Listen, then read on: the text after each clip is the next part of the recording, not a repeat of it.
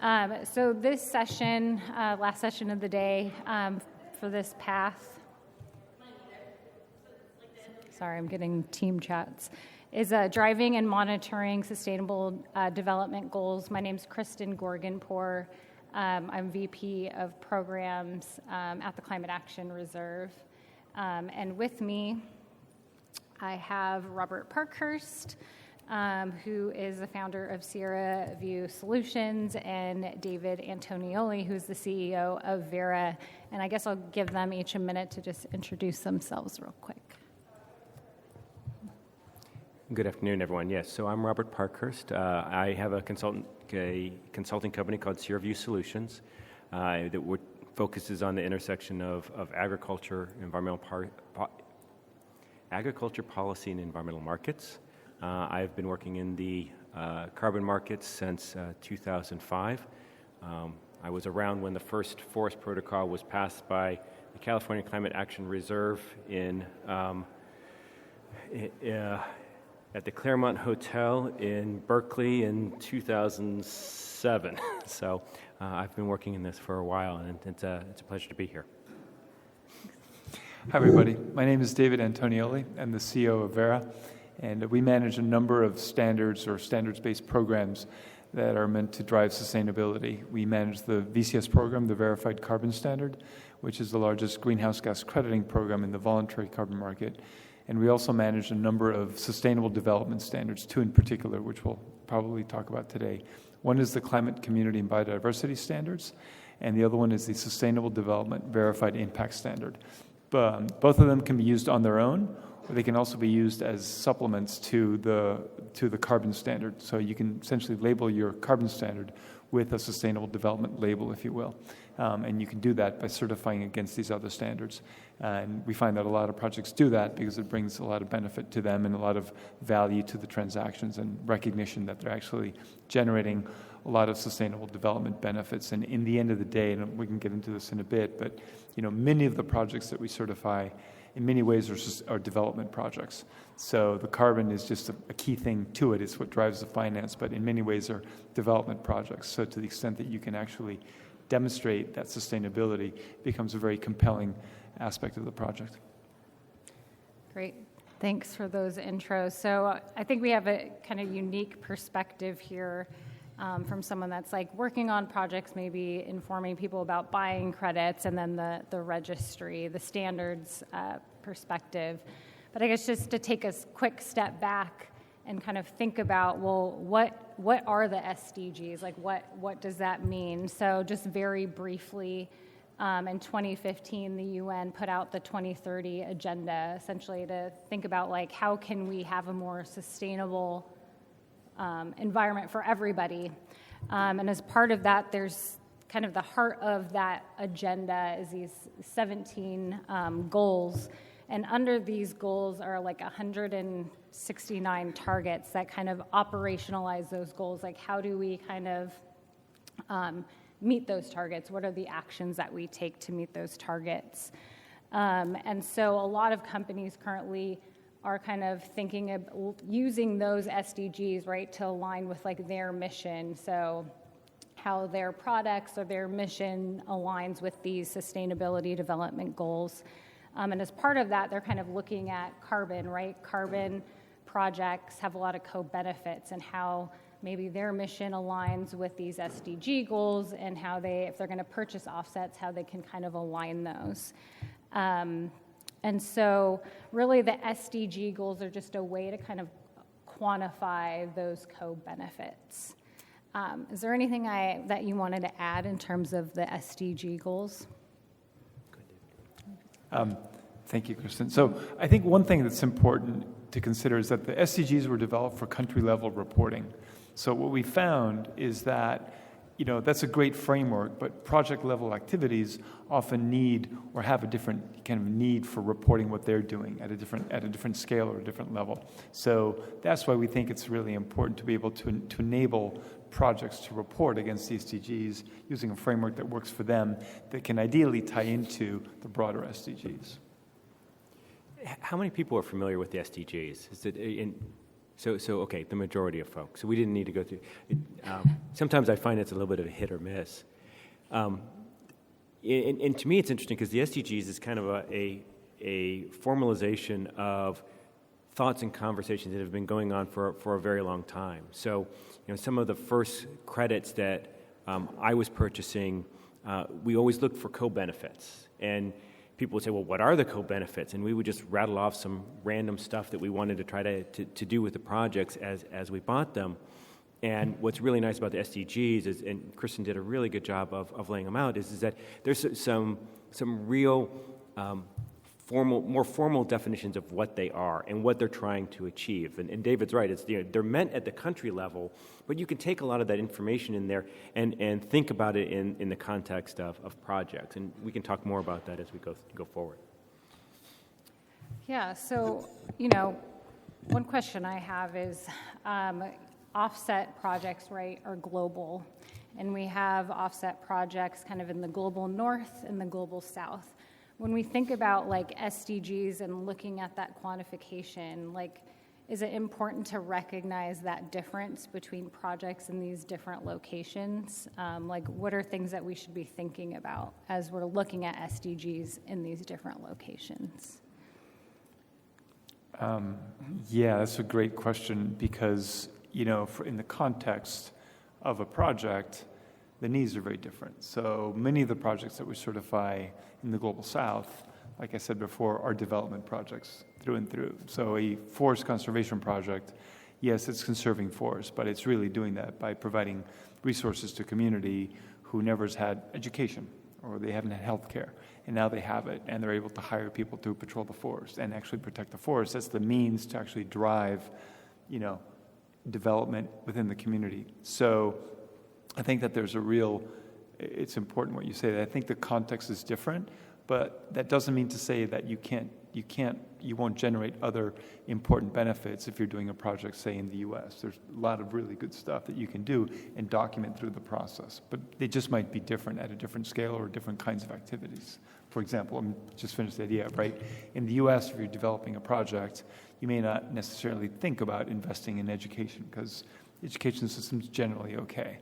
But if you're in rural Peru, education becomes a critical part of the equation. So the context is important, yet reporting on them can be critical to the really understanding what the project's doing.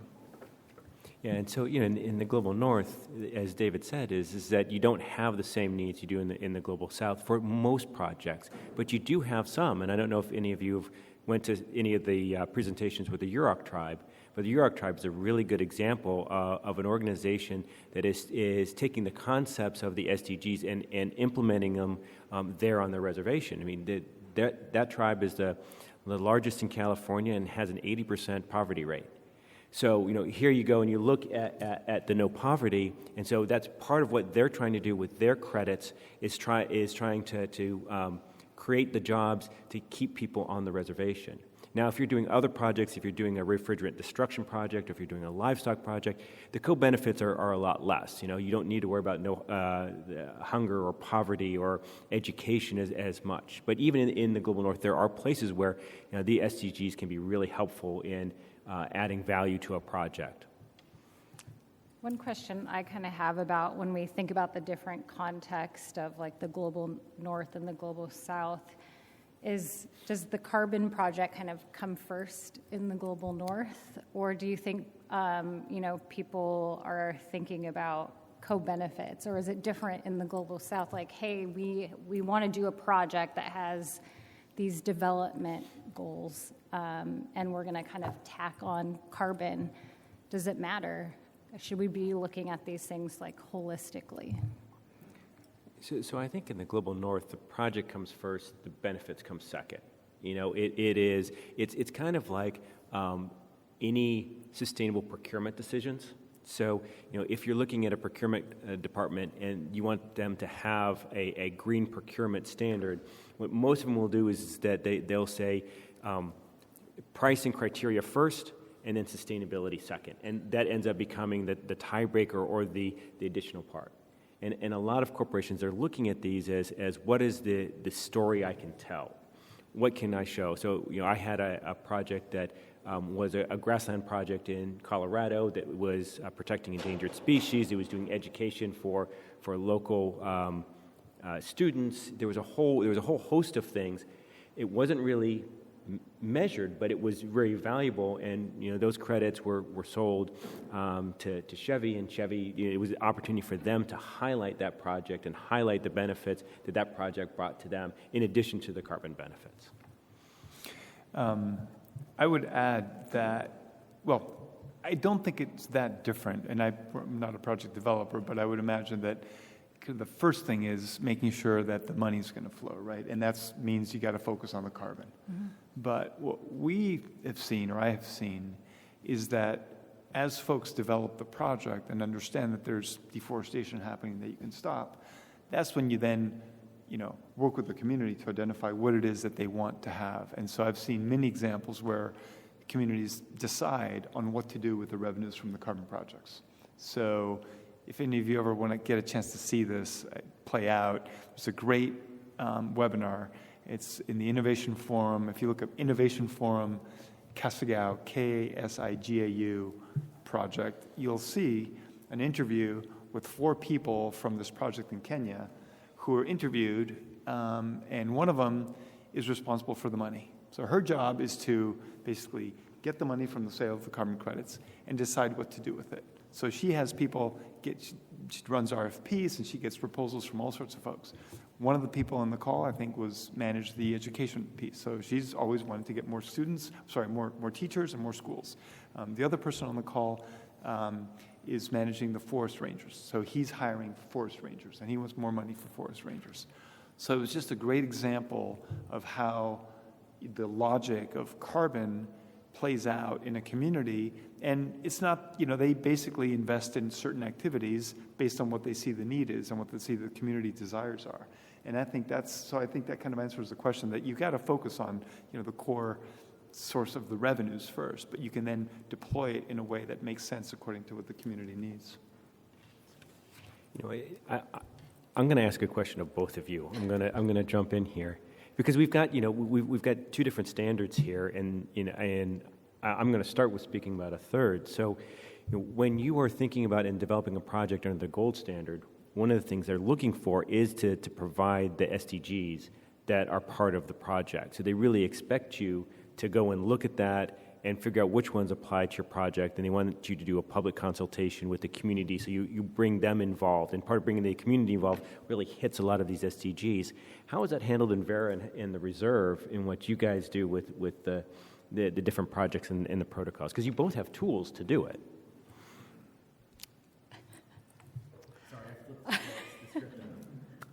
That was a ninja move.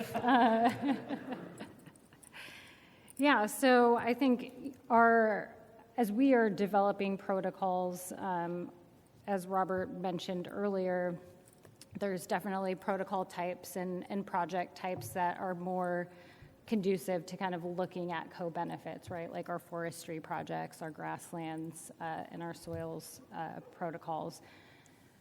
We try to, as we're developing our protocols, maximize those co-benefits, into the protocols, but we didn't really have a standardized way to kind of look at it in the sense of like SDGs, right? And thinking about here are all the goals, and this is how a project, reports.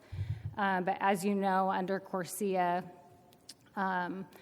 to be considered eligible under CORSIA, you do have to have, you need to report your SDGs. And there's no kind of requirements on like the number of SDGs, but you do need to like report them. So we have developed a tool that's used for our projects that are going through our registry to kind of report these, like how the project implements these.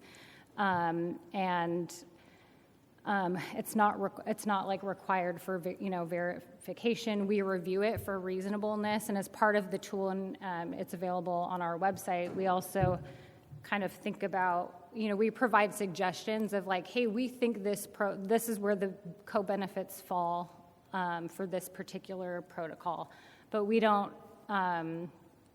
we don't, it's not like exclusively that you can only report those. It's kind of like, hey, these are the things that we think kind of fit under this protocol. So that's kind of our approach to date, but it will probably evolve over time.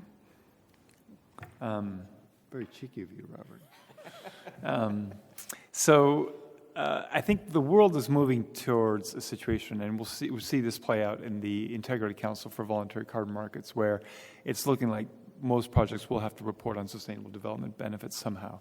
And we allow projects to do that two ways. One is to do self-reporting, so a project can say, here's what the benefits I'm generating, and we then check whether those are reasonable assumptions.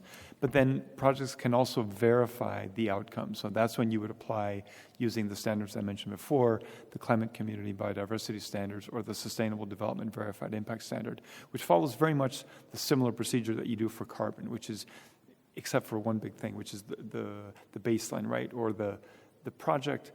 Because for sustainable development, we don't have a single way of measuring a particular SDG. There may be different indicators or different things that a particular project will do. We allow projects to kind of set their own baseline. So if it's education, you might measure it in a certain way, and then you measure the change against that baseline. And that's what gets reported on and then gets verified by a third-party auditor. So that adds an extra level of certainty and diligence and rigor to the whole claim. And I think that's probably where things are going, given the importance of the SDGs. Thanks. So maybe we should talk about quantification. So, we've been at this conference, it's carbon, quantifying carbon. It's not an exact science, but, we are very concerned about doing it in an accurate way. But when we're talking about SDGs, the concepts are a little bit fuzzier. And, David, I think we're starting to get into this a little bit. How should we be measuring these things? What are the challenges when we're kind of thinking about how do we do this the right way? Happy to jump in. With carbon, it's pretty simple, right? We know it's a ton of carbon. And if it's a different gas, if it's methane, we know what the global warming potential is. We can all kind of track it back to CO2, and that's great. That's very simple in a way. I never thought I'd say that carbon is simple, but there you go. But with SDGs, it's really complicated, and there's so many varieties. Even right there, I think there's 167 different indicators for the 17 SDGs, so there's a lot of different indicators. But there's no single way that we have all agreed that we're going to measure how we're going to improve education, or how we're going to provide health benefits, or how we're going to achieve gender equity. So there's different ways, if you kind of scale it down, that what we ask projects to do is kind of establish what the indicators are that they're going to measure. So if it's number of women-owned businesses, right? You start with 1, and then you have 10 at the end of the first verification period. Well, you say, we added 9 women-owned businesses, and maybe you have set some criteria or some thresholds for what it means for kind of a going, woman-owned businesses and how you define that. So that becomes the measure through which you can start to track and build that understanding of what the sustainable development benefits are. Now, and we created this on purpose. We decided to kind of let 1,000 flowers bloom, to let different projects create their own indicators and figure out what the best indicators were that were most appropriate to them. Maybe over time we find that everybody ends up measuring, education with the same kind of indicators. Maybe it's number of, children who've gotten a 6th grade education. Maybe it's the number of schools. I don't know. But over time, we might get there. But until then, we think it's a pretty powerful concept to just allow, projects to identify what the particular indicators are that they're going to measure, and then, make sure you go back and verify that you measure that, you monitor it, and you have it verified by an independent third-party auditor to give you that credibility. And I think, the important thing in this is that we shouldn't make it too bureaucratic, unless companies want to pay for that. Because if you add another part of it, I applaud Verra's approach on this because they have it, and they have it that it's third-party verified. Now, the reservists, you've taken a different approach with it, is that you're not requiring it to be third-party verified, so it's an option. But you've got a clear spreadsheet that people can use to do the quantification. But if we start adding, you have to get, 2 of them verified, and you have to do the quantification on it, and you have to collect data, and you have to do monitoring, you have to write a report on it, and, at some point, the economics of a credit won't be worth it anymore. Or you're going to have to find a way to monetize that. And maybe you can monetize it on top of carbon, but how do you differentiate between does poverty give you an extra 50 cents? Is life below water, is that worth $1? It gets really hard then to get down to what is the monetary benefit. Whereas with carbon, it's global, it's all in CO2e, it's straightforward. There's another complication to this, or just another added element, which I didn't mention before, but under SD Vista, we also allow the creation of assets, right, which do require a very detailed methodology that sets out the exact procedures, the exact measurements that you would do to create a particular asset. So we allowed that just because we thought maybe there in some cases people want to go that far. And so we have had a few folks trying to create kind of assets that could be tradable in the market, like would sit on the registry, very much like a carbon credit. Now, importantly, they wouldn't be used to offset, right? Because you're not trying to do that, but it's an asset that could be traded. So that is a whole nother layer of complication from a methodological perspective, but it would give clarity to folks who can follow that and be able to create a unit based on the methodology or the protocols you use here in a car to think about how you would actually drive finance to these activities. And there are some folks who think that this is kind of the next generation of things. So we'll see how it plays out. I like keeping this as a discussion, and I think that you had a question. So.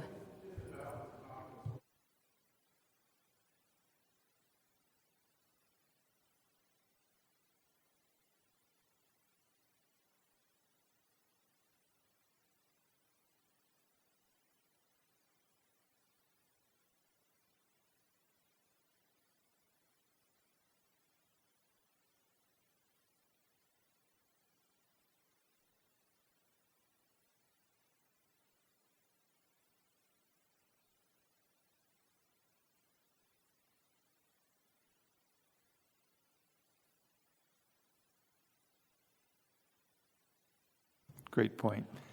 So yes, you absolutely need different competencies, right? Because you can't have the person who knows how to measure trees assess whether a community's been consulted on, whether the funds are being distributed. I mean, one of the key things here is, benefit sharing. So, that's a key element underlying a lot of those SDGs. So all the resources have to be shared in an equitable or transparent fashion. So someone who knows how to measure trees may not be able to have the understanding of how you actually measure this and really make sure that it's getting done. So we make sure that there's competency, but that's a challenge because we need to build more skill sets for folks who can do the various things. And it costs money, right? Because you may need to have 2 verifiers on site instead of just 1. So there's those aspects of it, which the question I always get is, well, why is it so costly? And how can we make it cheaper?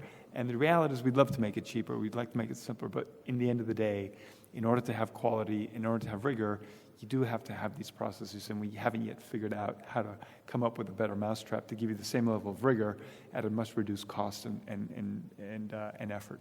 But we'll figure it out. If anybody has any brilliant ideas, we're happy to receive those. But it's a good point.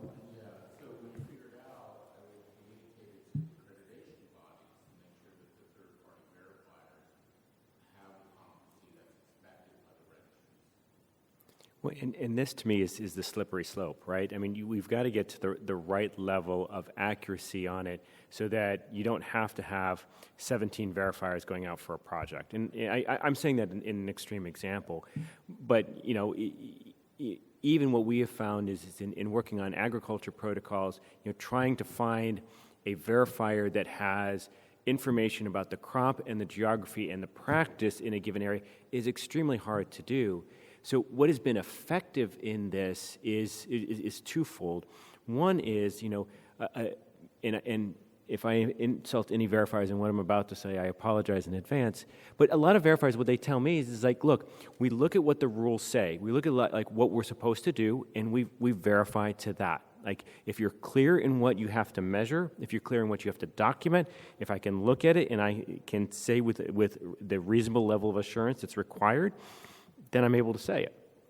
The second part of it is that, with many of these protocols and many of the registries, they require training on the protocols or methodologies. And so then that's the opportunity for the registry to say, this is what we expect. This is the level of information that we need to have. And so that type of education, and it can be in actual, training or training materials or documentation to make that happen. But if we get to the point where it is, you have to have someone with each of the specialized knowledges for, if you've got 3 different SDGs, I think the cost is always my concern on it. And again, where I've focused the last couple of years is on agriculture, and the economics there are tough as it is. And if we add something on top of that, we're not going to be able to make the potential gains and implement the potential practices that this market was designed for.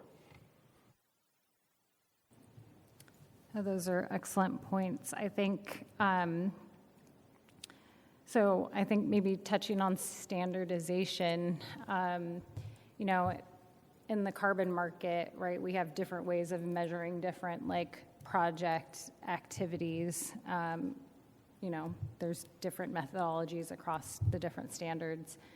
Should we be thinking about standardizing how we quantify these things, or should we have that flexibility to allow people to just,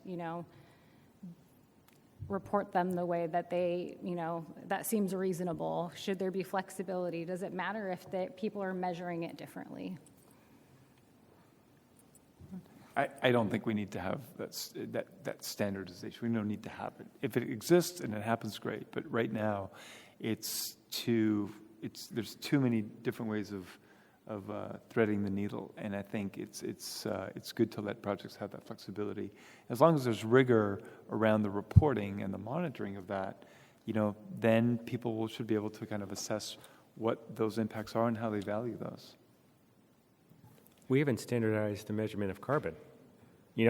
Seriously, like you get different standards from different registries, and there's different ways of doing the quantification. Some of them will use emissions factors, and some will use biogeochemical models. Some people will use, a different factor for, different gases or different fuels. Most of it, there's much of it that's the same, but there's a wide array of ways to approach this. And I think, what we see is that we see a multitude of approaches. What I see in the gold standard is you just write down which ones you think it does, and they check it.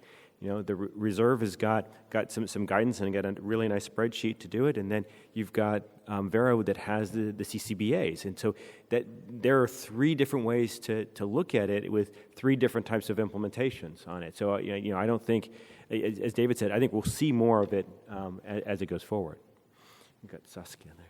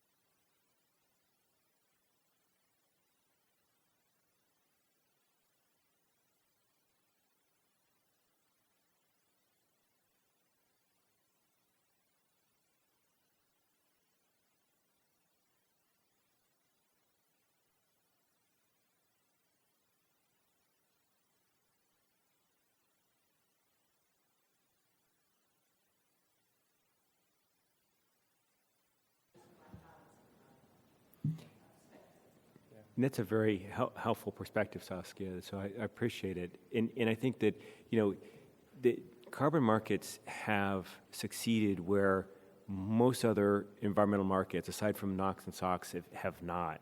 And, there's lots of attempts that have been trying to do habitat markets and do water quality markets and water quantity markets. Water quantity markets have actually have some benefit, or have had some traction. But global carbon is the one that's really, it's the largest one out there. According to Ecosystem Marketplace, it was 420 million credits that were transacted last year, over $1 billion.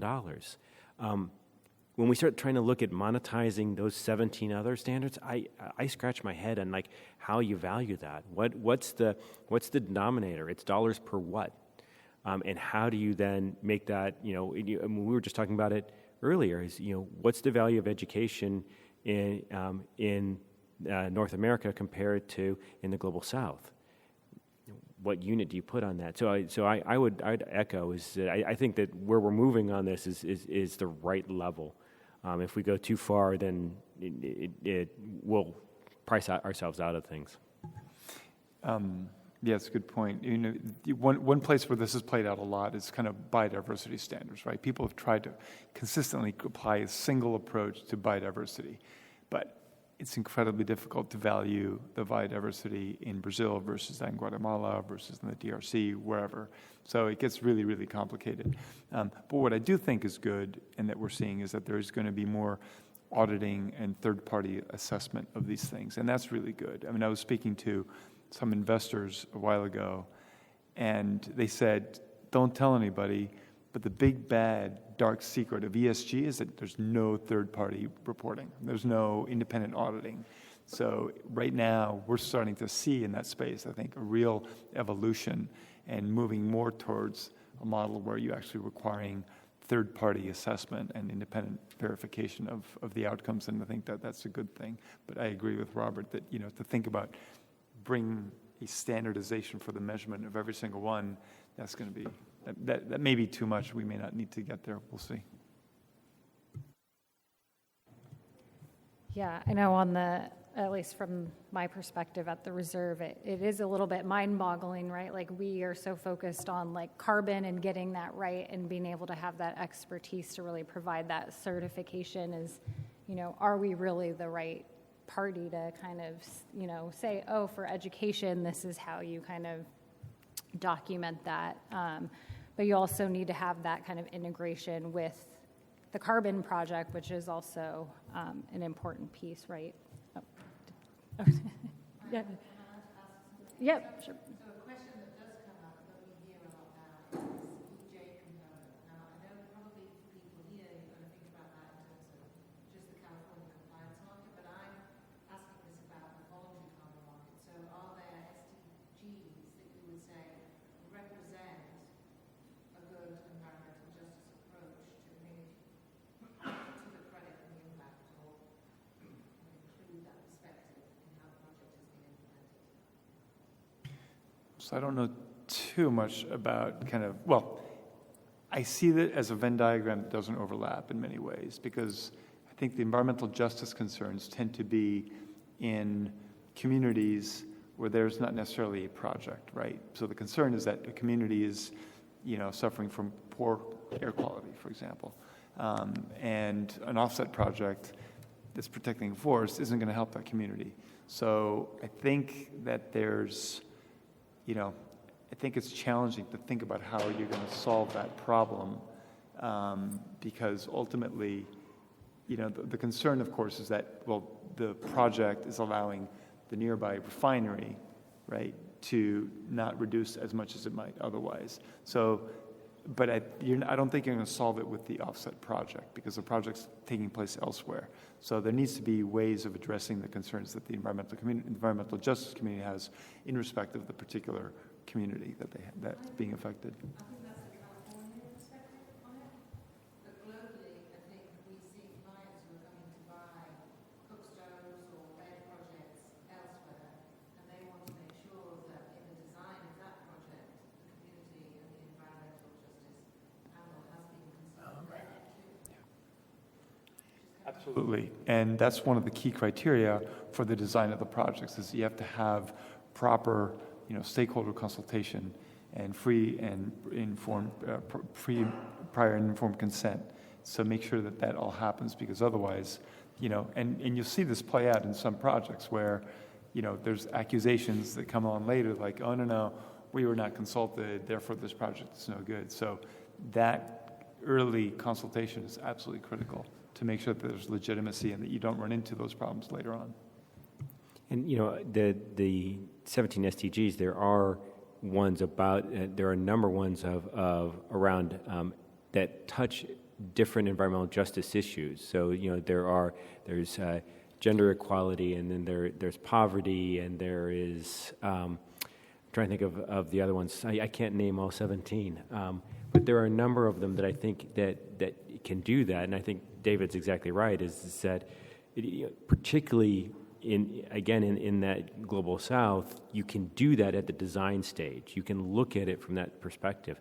From a global north perspective, that one, it's really hard to do that. You see a handful of them. Like, the one everyone points to are the forestry projects on Native American lands. I mean, that's the best ones you've got. But a lot of these others, it's, if you're doing, landfill gas, maybe you're doing it in an EJ community and there can be some benefits on it.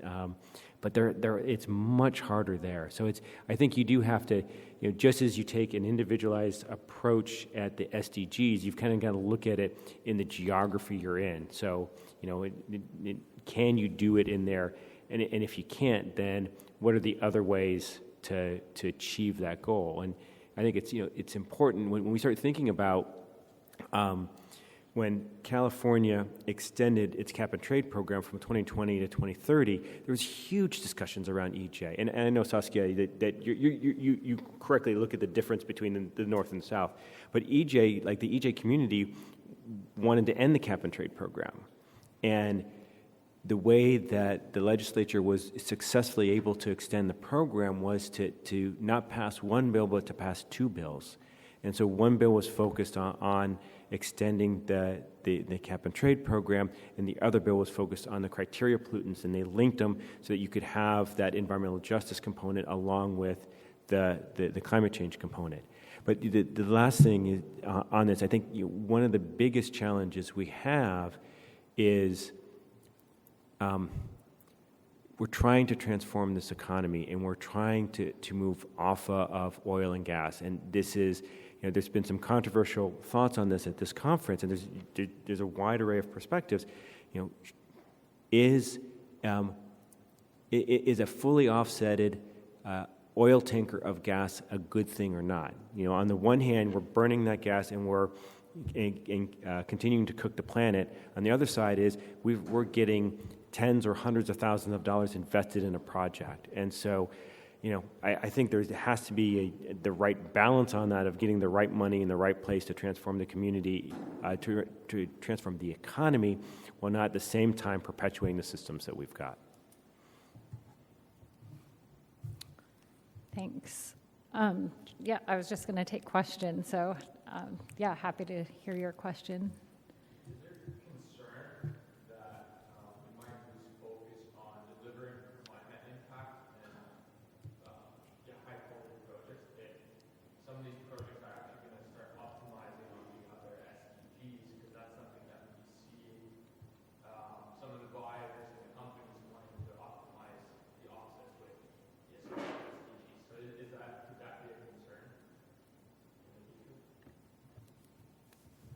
Well, I think some level it comes back to price, right? Is that if you're a big buyer and you're buying a large volume of credits, it's like any other procurement decision. You want the volume first, and then it's the benefits, right? And you're going to, a lot of companies when they put together a portfolio, they're going to look for a blended portfolio.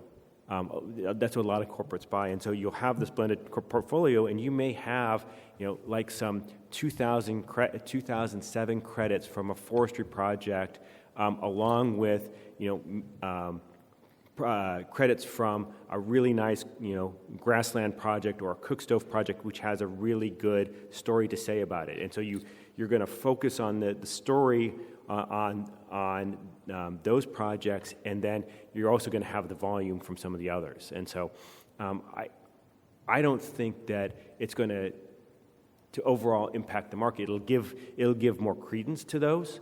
But at the end of the day, it comes down to the economics of the project. It's how many tons can you get for how many dollars? I would add that I think many of these projects are really development projects in the end of the day. So if someone's optimizing on the development aspects of it, it's likely that you're going to get your carbon. Again, great example is forest conservation, right? If the communities are happy and I guess at some point, if you end up spending all your money on education and health and you're not paying the forest rangers, right? Yeah, your project's going to go, but it is a results-based payment system, so you're not going to get your carbon. So it has a self-correcting mechanism whereby, the companies can realize, oh, hang on a bit, we need to invest in forest rangers because otherwise we're not going to get the rent money. So I suppose it's a risk, but I don't think it's a big one. Is there any other questions? So one question I have is, we're starting to see, like Verra, you're developing standards for SDGs. Like, what really is going to drive, more accurate reporting of SDGs? Is it really going to be like the buyers? Is it going to come from the standards? What's really going to drive this? Well, I think there's several things. I think there's pressure on brands to go beyond carbon. So that's why you see all this investment and interest in SDGs. Brands who are buying carbon credits, they're also now getting pressure to actually include some SDGs in there. So that's a kind of key element. I think there's a increasing understanding that there's a link between sustainable development and climate, right? There's just a great, people realizing, hang on a bit, why are people chopping down the forest? Well, we know because oftentimes they don't have another way to survive. Then kind of as well, you've got all these ESG commitments that are happening, right? And you've got investors and the communities are starting to say, well, tell me about your ESG indicators. So that's starting to play a real role. And I think certainly, and I mentioned this before, but in carbon, I think there's an anticipation or an understanding that all of this is going to play out in a requirement to report SDGs. Not an optional thing, but it's going to be a requirement. We've been here and we'll continue to be here. What I mean by that is that, it started out as co-benefits back at the beginning of the carbon markets in the early 2000s. It's evolved, it went through, for a brief period, there were some organizations looking at the Millennium Development Goals. And then you had 2015 and the Sustainable Development Goals came out. We may see the next iteration of this. We may see, whatever comes after the SDGs. We may see SDGs get more detailed. But, the co-benefits, the sustainable developments have always been a part of it. I think we will continue to see more of a focus on it because the people that are going to be impacted the most by climate change are the ones that need the sustainable development the most. And so you'll see the investment in those communities and you'll be looking at, well, what can this do in addition to the carbon and how we make those payments. And we may even see at some point it may be the carbon market evolves into a restitution system where you're looking at it as like, we've caused this flooding, this sea level rise, these wildfires, these high temperatures, and as a result, we need to invest in the tools, resources, and infrastructure in those geographies to deal with those problems. And that may be the next iteration. I don't think we can really say at this point. The magic 8 ball says, ask again later. Yeah, that seems like a radical idea, but it's, yeah. Interesting. So I thought those were good, almost good closing thoughts, but I'm going to pose another question to you both. I'm just wondering, so I know we have a lot of people out here that are like looking to buy credits, or they're, putting these projects together. What should people be looking for right now, right? Like, we have different standards out there. There's different approaches. We've talked about like the flexibility for kind of reporting these SDGs. What should people be looking for? What are maybe some like red flags when they're looking at carbon projects and they're thinking like, hey, this project is reporting all these benefits. What should I be looking at to make sure that it makes sense? I'll let you have the last word, because yours is going to be better than mine. I think, the first thing you have to look at is, is there some structure around it? Is it that, did they have to meet some level of criteria? Did they have to do something for it? Did they have to document something? That would be the first thing. The second thing is it independently verified? So if it was independently verified, then the verifier had to look at something. There had to be some standard and some data they looked at to say, yes, this met that. And those would be the two criteria that I would think of to make sure that you've got credible claims that are part of a sustainable development goal that's part of a carbon credit. That was very good. I would add a different thing, which is not about what you should be watch out for, but I think companies need to be thinking about what it is that they want to buy. So if you want to invest or buy credits from a forest conservation project, the SDGs could be very different than if you're going to buy credits from a cook stoves project, right? So that goes back to understanding what it is that you're getting the carbon for and what other objectives you're trying to meet. I think that's a really important question, because otherwise you might get, flipped around, and you might have two great projects, forest conservation and cook stoves project, that both, are reducing emissions and providing tremendous benefits to women or communities, but you have to decide which one you want to go with. And I think that's where, as much as people struggle with what should I watch out for, what are the red flags, I think that's where people get caught up in not knowing what it is that they want, or what's going to resonate with, whether it's their internal staff, whether it's their client base or their stakeholders or whatever. And having clarity on that, I think, is really critical. Yeah, it's really interesting. I think Robert said, this isn't really something that's new. We've been doing this for a long time, but at the same time, it's like, wow, there still seems to be like a lot of work that needs to be done to kind of clarify, like, how do we report? How should we be reporting? What makes sense? Who should be developing the standards? So a lot of work to be done. Before I let them say any final thoughts, is there any questions that anybody has that we could take? Everyone's burned out, I guess, from this, from the panel, all the panels. Any final thoughts or takeaways that we should be thinking about as we're moving forward with this work? I'll just say that, this is the last session at this carbon conference. And I'm really delighted to see that there's more than 3 people in the room, because 7 years ago when I was speaking on the voluntary carbon markets, there literally would be 3 people in the room, and people would be sweeping under our feet, stacking the chairs, saying, "Come on, you got to get out of here." So it's great to see this many people in the room. It's fantastic. But I do think that 5 years from now, this kind of session will probably take more center stage, because I think it's going to be really critical as we go forward and people start to figure out that, you can report against the SDGs, you can contribute to making life better, and it's really a critical part of the whole, how we actually ensure a just transition.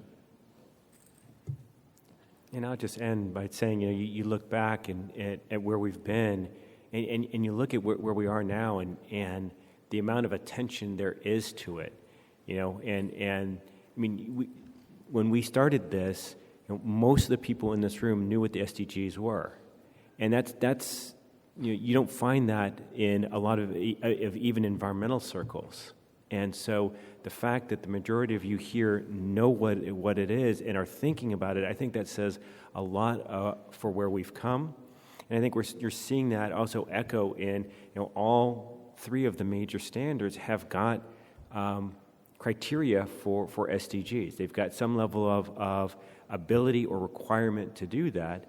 And then finally, you're seeing, the international programs starting to require it. Now, granted, it is coming, as Kristen said, it's coming through CORSIA, and it's a UN program, and it's the UN Sustainable Development Goals. But still, the fact that that's being pushed through, I think, is significant.